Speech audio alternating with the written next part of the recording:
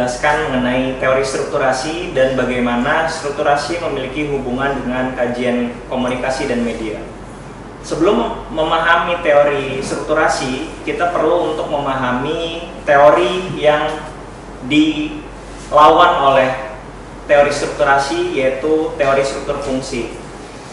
Teori struktur fungsi adalah teori yang dipaparkan oleh Auguste Comte dan Herbert Spencer yang memetaforakan bahwa kelompok sosial atau masyarakat adalah organisasi yang sama seperti organisme yang ada di dalam tubuh manusia.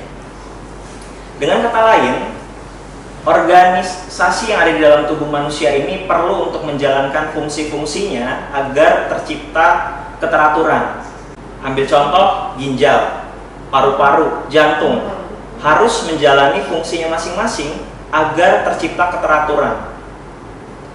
Nah, hal ini dimetaforakan sebagai kehidupan sosial yang ada di dalam kehidupan kita sehari-hari.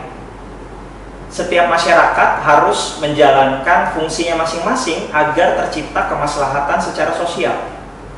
Tapi, teori ini merupakan teori sosiologi yang melihat kehidupan sosial secara makro. Mungkin ada yang bertanya, apa yang dimaksud sebagai struktur atau makro dalam istilah Amerika? Jadi, struktur adalah kekuatan di luar diri manusia yang bersifat intangible, yang nggak bisa kita pegang, tetapi bisa menentukan apa yang kita lakukan. Sehingga manusia akan menjalankan fungsi-fungsinya di dalam masyarakat untuk menciptakan keteraturan sosial tadi. Dari situ kita bisa lihat bahwa struktur adalah sebuah hal yang pertama diulang-ulang atau repeated, diterima, accepted, dan yang ketiga bersifat reproduksi, artinya selalu diproduksi di dalam kehidupan masyarakat atau menjadi rutinitas.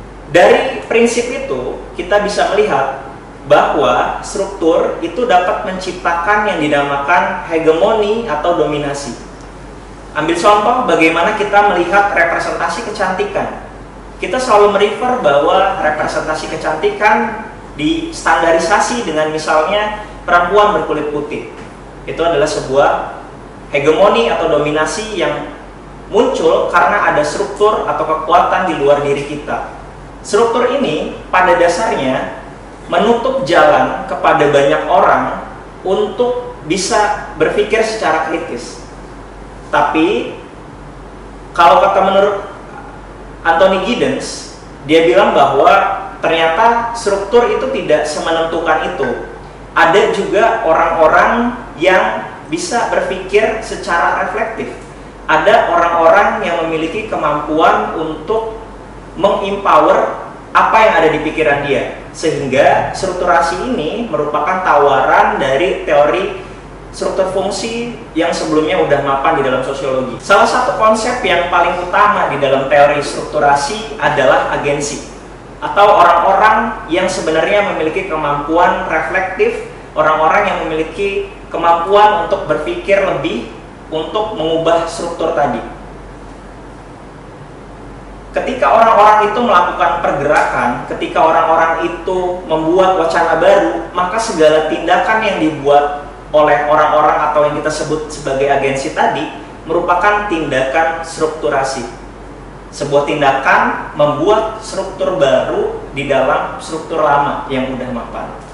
Ada satu konsep yang menurut Anthony Giddens paling penting di dalam teori strukturasi, yaitu knowledge ability. Di knowledge ability ini terdapat 3 tingkatan, dari tingkatan yang paling rendah sampai tingkatan yang paling tinggi. Tingkatan yang paling rendah disebut sebagai unconscious knowledge ability. Orang-orang yang hanya mengikuti struktur, orang-orang yang nggak memiliki kemampuan untuk reflektif. Atau tingkatan yang lebih medium disebut sebagai practical knowledge ability. Di sini orang-orang yang memiliki tingkatan atau level kesadaran medium. Jadi orang-orang ini biasanya akan ikut dengan struktur, tapi karena dia diberitahu oleh seseorang atau dia baca buku, dia bisa merefleksikan banyak hal, dia bisa mengubah struktur, sehingga dia ada peluang jadi agensi. Dan yang paling terakhir atau yang paling tinggi adalah discursive knowledge ability atau level pemahaman yang paling tinggi. Di sini biasanya adalah resource atau kemampuan yang digunakan oleh agen atau agensi untuk mengempower atau memaksimalkan cara berpikirnya dan memberikan tawaran dan wacana baru di dalam struktur. Sehingga kita bisa melihat bahwa dari cara berpikir teori strukturasi, ternyata ada agen atau agensi, kelompok kecil orang atau sekumpulan orang yang cara berpikirnya masih sangat baik, cara berpikirnya masih sangat reflektif, dan biasanya dia menawarkan wacana baru yang bisa digunakan untuk perubahan sosial yang lebih positif. Biasanya agen atau agensi ini menggunakan resource yang dinamakan discursive knowledge ability. Terus juga dia memiliki kemampuan untuk reflektif, dan yang ketiga, dia memiliki reason di segala tindakannya. Sekarang kita masuk ke bagaimana kajian-kajian ini masuk di dalam kajian sosial dan termasuk komunikasi. Ambil contoh bagaimana kemudian banyak orang belakangan ini, banyak agensi yang memberikan tawaran wacana baru mengenai anti-plastic people atau no-sachet people. Jadi orang-orang yang ternyata memiliki pemikiran diskursif, agensi yang memberikan wacana baru kepada masyarakat bahwa ternyata penggunaan plastik itu tidak baik untuk alam.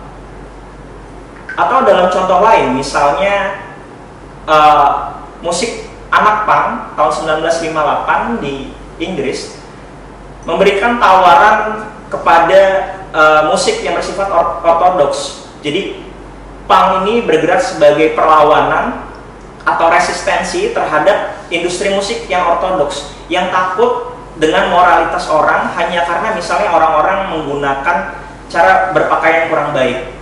Jadi sebenarnya gerak musik punk atau anak-anak punk yang muncul di Inggris merupakan agensi karena dia menawarkan cara pandang baru bahwa masyarakat nggak perlu takut dengan moralitas mereka, karena mereka menawarkan sebuah ide baru di dalam masyarakat.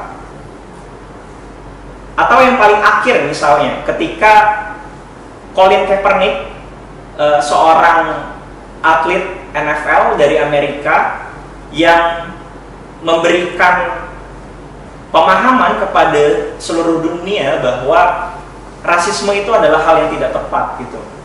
Dan sebuah gerakan yang sangat bagus dari Nike, atau bisa kita sebut sebagai agensinya Nike, ketika Nike memberikan kesempatan pada atlet atau orang berkulit hitam untuk tampil di iklan-iklannya dan menyuarakan suaranya, dan ini bisa kita sebut juga sebagai tindakan agensi.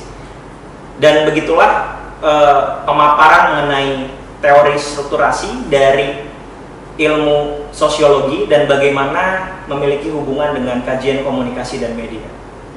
Terima kasih telah menyaksikan video ajar konten e-learning dari Vkom Ubarajaya.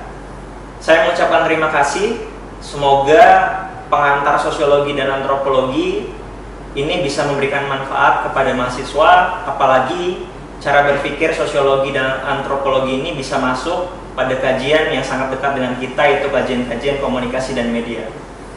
Akhir kata, saya mengucapkan terima kasih kepada seluruh tim Lab Vkom Ubarajaya dan teman-teman yang telah berpartisipasi atas kelangsungan video ajar ini. Terima kasih.